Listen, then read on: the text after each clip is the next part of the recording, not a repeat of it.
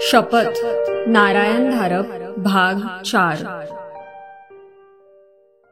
सुरुवातीपासूनच किशाने कृष्णचंद्र या नावाखाली लेखन केलं होतं। तेच नाव का? त्याच्या खऱ्या नावापासून फार वेगळं नव्हतं म्हणून? का कृष्ण आणि चंद्र या दोन काळ्या पांढऱ्या प्रवृत्तींचा विरोधाभास त्याला जाणवत होता म्हणून? का कोणाच्या तरी एका भयकथेत त्याला त्या नावाचं पात्र आठवलं होतं म्हणून? तो लेखक होता, त्याच्या स्वतःच्या मते यशस्वी लेखक होता। भयकथा आणि कृष्णचंद्र हे समीकरण संपादक, प्रकाशक, समीक्षक आणि वाचक यांच्या मनात रुतलं होतं। दुसऱ्या प्रकारच्या कथा तो सहज लिहू शकला असता, पण त्याची तशी इच्छा नव्हती आणि सुदैवाने आवश्यकताही पडली नव्हती। सविताशी विवाह झाल्याला आता 10च्या वर वर्ष होऊन गेली होती। तशी त्यावेळी सविता जरा नटोरियसच होती, बिनधास्त म्हणून गाजलेली। आणि किशा काही हिरो नव्हता, पण त्यांचा विवाह झाला होता आणि संसार सुखी होता। अपत्य नाही एवढी एक वाण सोडली तर। सविता शिक्षण खात्यात नोकरी करत होती, किशा लेखन करत होता। त्याच्या 3 कथांवर चित्रपट निघाले होते। निर्माते, दिग्दर्शक यांनी त्याच्या कथाकल्पनेची केलेली चिरफाड पाहता नवलच होतं की ते यशस्वी झाले होते। भारतीय दूरदर्शनमध्ये अंधश्रद्धांना खत पाणी देणाऱ्या कथा म्हणून त्याच्या कथांना प्रवेशच नव्हता, पण आता या स्टार चॅनलमुळे टीव्हीवरही त्याच्या कथांच्या मालिका यायला फारसा उशीर लागणार नव्हता। तुम्हाला या कल्पना मुळात सुचतात तरी कशा? त्याला अनेकदा विचारलं गेलं होतं। या भाषांतरित आहेत का? आधारित आहेत का? रूपांतरित आहेत का? तुमचे वा इतर कोणाचे प्रत्यक्ष अनुभव घेऊन त्यावर रचलेल्या आहेत का? दोन्ही हात पसरून तो आकाशाकडे पाहत अर्धवटच थट्टेने म्हणे, त्या ईश्वराची देणगीच समजाना। कल्पनेची ठिणगी कुठून पडते मला कळत नाही, खरोखरच कळत नाही। माझं जर काही कौशल्य असेल तर ते हेच की त्या ठिणगीला सांभाळणं, रंग, रूप, आकार, विश्वसनीयता, तार्किकता देणं। यापेक्षा जास्त काय सांगू? पण त्याला सत्य माहीत होतं, फक्त ते इतरांना सांगण्यासाठी नव्हतं। तुम्ही फक्त स्वतःच्या मनात खोलवर पहा। जिथे तळ वाटतो तिथे तळ नसतो। प्रकाश कमी कमी होत जातो। आधी अंधुक, मग भुरसट, मग काळा, अगदी काळा कहारी अंधार। पण रिकामा नाही। तिथे वर्षांच्या आणि स्मृतींच्या दडपणाखाली दाबलेले, विकृत झालेले पण वळवळणारे आकार आहेत। हिम्मत असेल तर त्यांना सामोरं जा। ते तुमच्या गळ्यात पडतील, तुमच्या कानात विषारी कुजबूज करतील आणि श्वास संपून गुदमरून सोक्षमोक्ष होण्याआधीच तुम्ही वर या। खालचं काहीतरी तुमच्याबरोबर येईल आणि ते जर तसंच असंस्कारित नग्न स्वरूपात मांडलं तर लोक किंचाळत दूर पळून जातील। तेव्हा मग त्यात मानवतेचं, प्रेमाचं, सहानुभूतीचं, निस्वार्थीपणाचं जरासं विरजन घाला। मग लोक ती उत्तम भयकथा म्हणून स्वीकारतील। सकाळच्या डाकेत ते पिवळं पाकिट होतं। पाठवणाऱ्याचा पत्ता नव्हता। वाचकांच्या खुशीपत्राची त्याला सवय होती। ते आपला पत्ता पाकिटावर, मग पत्राच्या सुरुवातीला आणि मग शेवटास अगदी आवर्जून लिहित असत। असं अनामिक पत्र त्यांच्याकडून यायचंच नाही। जुन्या बाजारातून त्याने एकदा एक पुस्तक आणलं होतं। त्याच्या मागच्या वेष्टनात एक फार जुनं पत्र होतं। मजकूर अगदी साधा होता, पण त्यावरून त्याला एका अफलातून कथेची कल्पना सुचली होती। आत्ताही तो त्या पिवळ्या पाकिटाकडे पाहत होता। काय असेल बरं त्या पाकिटात? त्याने पाकिट उचललं, एक कोपरा फाडला आणि आतला कागद काढून समोर पसरला। 2च ओळींचा मजकूर। आपली शपथ आठवा, मायगावला परत या, टिनपाट मेजर। टीव्हीवरची फ्रेम फ्रीज व्हावी तसं आसपासचं सर्व काही फ्रीज झालं, गोठून गेलं। आवाज थांबले, काळच थांबल्यासारखा वाटला। नाव पाहताच त्याने श्वास जोराने बाहेर सोडला होता। छाती रिकामी झाली होती आणि आता श्वासच घेता येईना। सर्व स्नायू बधीर झाले होते। मग त्याने मुठी गच्च आवळल्या आणि टेबलावर आपटल्या। आक्रसणारं कवच खळखळत फुटलं। त्याने खूप मोठा श्वास घेतला। सर्व शरीराला घाम आला होता आणि तळहात चुरचुरत होते। त्याने हात उघडून पाहिले। दोन्ही तळव्यांवर अनियमित आकाराच्या जखमा होत्या, रक्ताळलेल्या होत्या आणि आता तिथे घामाचा खारटपणा चुरचुरत होता. पत्रातून त्याने कथाबीजाची अपेक्षा केली होती, भयकथेच्या. हा तर बेफाम माजलेला वटवृक्षच होता.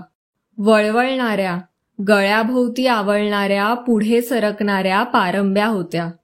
खोडावर हिडीस चेहरे होते. त्यांच्यातले डोळे उघडझाप करत होते. त्यांचे जबडे वासत होते. आत वळवळत्या काळ्या जिभा होत्या.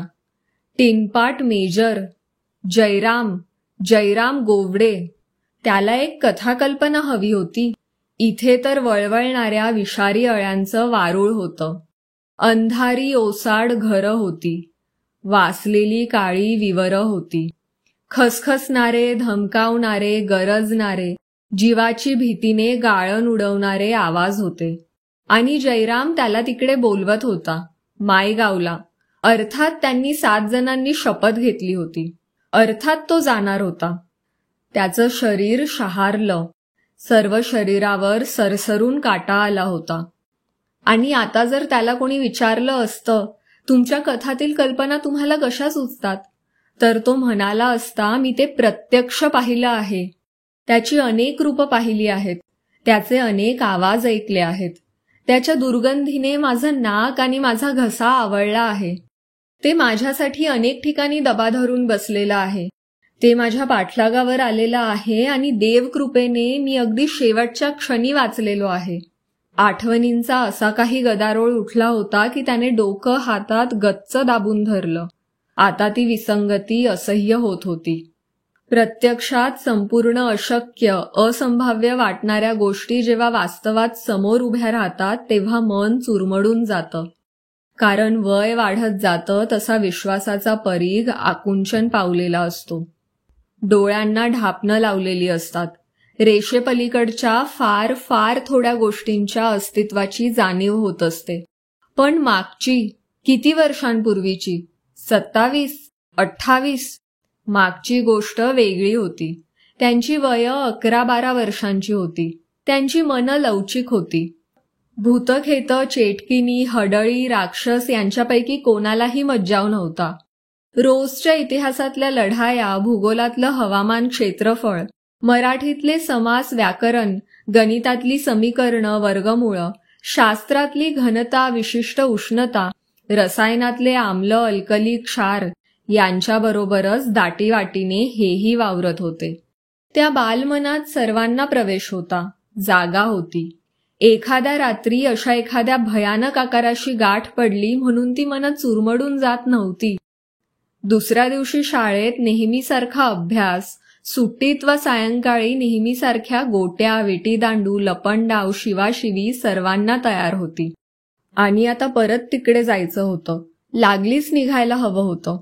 त्याने फोन उचलला. सविताच्या ऑफिसचा फोन नंबर फिरवला. सुदैवाने तीच फोनवर आली. सविता, तुला आत्ताच्या आत्ता घरी येता येईल का? आत्ता घरी? का? तुम्हाला बरं नाही का? काही होतंय का? नाही, तसं नाही, पण हे बघ, फोनवरून काहीच सांगता येणार नाही. जमेल का तुला? खरंच इतकं महत्वाचं आहे का? अगं, यापेक्षा जास्त महत्वाचं असं काय असणार? त्याचा आवाज गहिवरला होता, घोगरा झाला होता. कृष्णचंद्र? तिचा आवाज एकदम सावध झाला होता. तू घरी ये प्लीज. त्याने फोन खाली ठेवला. ती तासाभरात घरी आली तोपर्यंत त्याचं पॅकिंगही झालं होतं. हे काय? ती दारातच हबकून उभी राहिली होती. आत ये, बस, सांगतो. त्याने तिच्या मागे दार बंद केलं. पण तुम्ही निघालात तरी कुठे? ये आधी इथे बस. त्याने खुर्चीकडे खूण केली. ती बसली, पण अगदी कडेवर बसली. पर्सच्या वादिशी दोन्ही हातांचा सतत चाळा चाललेला होता. सविता, आपण एकमेकांपासून आयुष्यात काहीही लपवायचं नाही असं ठरवलं होतं ना? त्याप्रमाणे वागत आलो आहोत ना? ती नुसती मानेनेच हो म्हणत होती. नकळत का होईना तो करार माझ्या हातून मोडला गेला आहे. कृष्णचंद्र? ज्या गोष्टी माझ्या स्मरणात नव्हत्या त्या मी तुला कशा सांगणार? या घटना 27-28 वर्षांपूर्वीच्या आहेत. तेव्हा मी जेमतेम 11-12 वर्षांचा असेन. तेव्हा आम्ही सर्व मायगावात राहत होतो. शाळकरी वय. सर्व काही एकाच शाळेत नव्हतो, एकाच इयत्तेतही नव्हतो, पण आमची मैत्री होती. अगदी घट्ट मैत्री होती. त्याला आणखी काहीतरी आठवलं. चेहरा पांढरा पडला, डोळे विस्फारले. आम्ही 7 जण होतो सविता, आणि मायगावात काहीतरी आलं होतं. नवं नाही, जुनंच होतं. फार फार प्राचीन होतं. 27-28 वर्षांनी त्याचा उद्रेक व्हायचा आणि 5 ते 15 वर्षांची मुलं त्याची शिकार व्हायची. कसं मला सांगता येत नाही, आठवतही नाही. पण आम्ही 7 जणांनी मिळून त्याचा नाश केला. नाही, नाश नाही, पण तेव्हा तरी त्याला परतवून लावलं. आणि त्याच वेळी 7ही जणांनी शपथ घेतली होती, त्याचा पुन्हा प्रादुर्भाव झाला तर सर्वांनी परत यायचं. अगदी रक्ताची शपथ. त्याने आपले 2ही तळहात तिच्यासमोर उघडे केले. मध्यात रक्तखुणा होत्या. आणि आज मला मायगावहून पत्र मिळालं आहे. जयराम नावाचा आमचा मित्र होता, तो मायगावातच राहिला होता. त्याचं पत्र आहे. त्याने लिहिलं आहे, प्रकार परत सुरू झाले आहेत, मायगावला परत या. पण हे तुमच्या हातावर काय आहे? सविता त्याच्या तळहाताकडे नवलाने पाहत होती. किशानेही तळहात डोळ्यांसमोर आणले. जयरामचं पत्र वाचताच हे झालं सविता. मागचं सर्व आठवलं आणि हातावर हे व्रण आले. त्याचा आवाज खाली आला होता. सविता, त्यावेळी आम्ही सर्व खरोखरच लहान होतो. 11-12चं वय म्हणजे काय? खेळण्याचं, हुंदडण्याचं ते वय. खरं तर असल्या गोष्टी समजायचंच काय, अशा गोष्टी असतात हे सुद्धा समजण्याचं ते वय नव्हतं. पण आम्ही सगळे एकत्र आलो. ती उन्हाळ्याची सुट्टी आत्ता आठवते. ती शेवटची सकाळ मला आठवते. काही प्रमाणात तरी आम्हाला यश मिळालं होतं. जयरामच्या अंगणात आमची शेवटची भेट झाली. म्हणजे तसे नंतर आम्ही एकमेकांना भेटलेले असणारच, पण नंतरचं काहीही आठवत नाही. वडिलांच्या दुकानातून जयरामने ती स्टेनलेस स्टीलची पट्टी आणली होती, एका अंगास अणकुचीदार टोक असलेली. आणि आम्ही सर्वांनी तळहात पुढे केले. जयरामने त्या अणकुचीदार पट्टीने तळहातांवर लहान लहान जखमा केल्या आणि एकमेकांच्या हातावर हात ठेवून आम्ही सर्वजण गोलात उभे होतो. आणि सर्वांनी शपथ घेतली होती, पुन्हा मायगावात असं काही झालं तर जिथे असू तिथून परत यायचं. किशा मान हलवत होता. इतका गंभीर विचार करण्याची, निर्णय घेण्याची आमची वयच नव्हती, पण तरीही ते अगदी नैसर्गिक वाटत होतं. जणू काही आम्ही आमचे मुखत्यार नव्हतोच. एखादी बाह्य प्रेरणाच आम्हा 7 अशा एका पॅटर्नमध्ये बसवत होती. पुन्हा त्याने तळवे पुढे केले होते. आणि आता इतक्या वर्षांनंतर त्याचं पत्र येताच या लहान लहान जखमा अगदी ताज्या झाल्या आहेत, त्या दिवशीच्या सकाळसारख्या. कशासाठी माहीत आहे? आमच्यातला एखादा ती शपथ विसरला तर त्याच्या स्मृतीला टोचणी देऊन ती जागी करण्यासाठी. त्याची शक्यता मला फार फार कमी वाटते. कृष्णचंद्र, हे जरा अतिच नाही का वाटत? सविता, तुला कल्पना नाही. माझ्या कथेतले शब्द वापरतो आहे, पण ते खरे आहेत. आपल्याभोवती सत्यतेचा, रियालिटीचा पाषाणकोट आहे. पण सविता, त्या भिंती काही काही ठिकाणी फार फार पातळ झालेल्या आहेत. त्यांच्या अभंगतेला काही ठिकाणी तडे गेलेले आहेत. या भिंतीबाहेर कोलाहल आहे, केऑस आहे, विघातक शक्तींचा कल्लोळ आहे. आणि जिथे या भिंती पातळ पापुद्रासारख्या झालेल्या असतात तिथे आपल्या संवेदना चाळवल्या जातात. कानांवर कटू आवाज येतात, डोळ्यांना अभद्र आकार दिसतात. हवा कधी बर्फासारखी थंड तर कधी उकळत्या पाण्यासारखी गरम लागते. पोटातून वांतीच यावी असे दुर्गंधीचे भपकारे येतात. मनाचा पायाच हादरतो. पण या सृष्टीत कुठेतरी तोल राखलाच जात असला पाहिजे. मायगावावर 27-28 वर्षांपूर्वी अशी आपत्ती आली होती. या संरक्षक पडद्यातून तिथे काहीतरी आपल्या सृष्टीत शिरलं आहे. 27 वर्ष. अगदी अंदाजानेच ते गप्प असतं. आणि मग त्याच्या अनाचाराचा, अमानवी क्रौर्याचा हैदोस सुरू व्हायचा. पण हे सर्व निष्कर्ष आत्ता समोर येतात. तेव्हा आम्हाला एवढी जाण थोडीच होती. जरा काही वेडवाकडं दिसलं की जीव मुठीत घेऊन धूम ठोकायचं ते वय. माझ्यावर काही भयानक प्रसंग आले होते. बाकीच्यांवरही आलेले असणार. आता सर्व काही आठवत नाही, पण ती वेळ आली की आठवेल. पण मला सारखी भीती वाटत आहे. कोणती तरी वेगळीच प्रेरणा, शक्ती आमच्या भोवती वावरत होती. आम्हाला एका खास दिशेला ढकलत होती. क्वचित प्रसंगी आमचं संरक्षणही करत होती. आमची 7 जणांची निवड झाली होती. किशाचा चेहरा घामाने डबडबला होता. आणि आत्ताही पुन्हा ती वेळ येताच आमचीच निवड होत आहे. बघ ना, सगळे त्याचेच दर्शक नाहीत का? जयरामचं मायगावातच राहणं, आम्हा सर्वांचे पत्ते त्याच्यापाशी असणं. अगं असणारच. मला पत्र पाठवलं म्हणजे बाकीच्या सर्वांना पाठवलेलं असणारच. आणि त्याही पुढचा जीवाला धास्तावणारा भाग.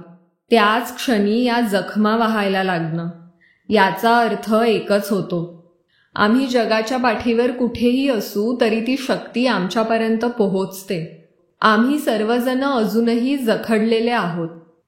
पण तुम्ही न जाण्याचा निर्णय घेऊ शकता की? सविता म्हणाली.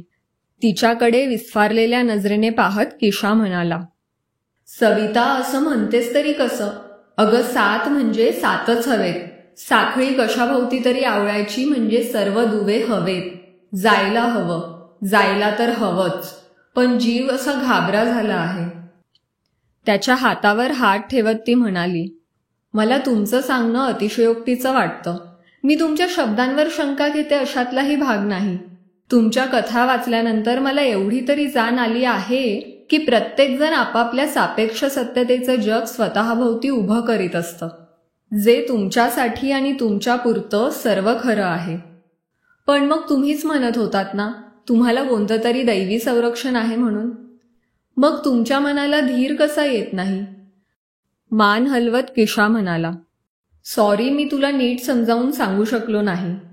अगं, योद्धाही तलवारीचं रक्षण करतो म्यानात ठेवून. जे कोणी आमच्या मागे आहे ते जर आमचा एखाद्या अस्त्रासारखा वापर करत असेल तर? आणि क्वचित प्रसंगी अस्त्र चुरमडूनही जातं. वापरणाऱ्यासाठी अस्त्र हे एक साधन आहे, साध्य नाही. महत्त्व अस्त्राला नाही, महत्त्व प्रहाराला आहे. इस्पित साध्य झालं की अस्त्राची आवश्यकताच संपली. मग ते दूर भिरकावलं जाणार. कृष्णचंद्र, आता बोलतच आहोत तर आणखी पुढे जाऊ. मायगावावर एखाद्या दुष्ट शक्तीचं आक्रमण झालं असेल तर त्याच्याविरुद्ध उभी राहिलेली शक्ती देवशक्तीच असणार की नाही?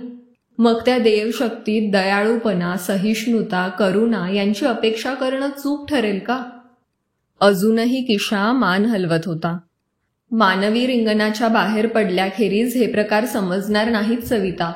जेव्हा सर्व मानव जातीच्या भवितव्याचा विचार करायची वेळ येते तेव्हा मग एखादं दुसरं व्यक्तिगत आयुष्य उपेक्षणीयच ठरतं.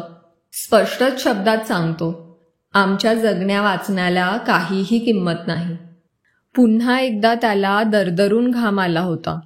खिशातल्या रुमालाने त्याने चेहरा, गळा, मान टिपली. मला जायला हवं सविता. आणि परत केव्हा येणार? तिच्या नजरेला नजर न देता तो स्वतःशीच मान हलवत होता. काय सांगू, काहीच सांगता येत नाही. कशाचीच खात्री देता येत नाही. कृष्णचंद्र! सविता जवळजवळ ओरडलीच. सविता, त्यावेळचं वय अज्ञानाचं होतं आणि अज्ञानात असलेला माणूस सामोरा जायला बिचकत नाही. पण तिथे काय आहे, कशाशी गाठ आहे याचा एकदा अनुभव आल्यानंतर आता जीवाची भीतीने घाबरगुंडी उडालेली आहे. पण पाय मागे कसा घेणार? मला जायलाच हवं. मी येऊ का बरोबर? अगं सविता! किशाचा आवाज चिरकलाच. तो विचारही मनात आणू नकोस, माझी शपथ आहे. तुला खरंच कशाची कल्पना नाही. माझ्यासाठी एकच कर, देवाची प्रार्थना कर. माझा धीर ऐनवेळी ओसरू देऊ नको अशी प्रार्थना कर. आणि मग किशा घराबाहेर पडला. रेल्वे प्रवास होता, मग बसचा प्रवास होता.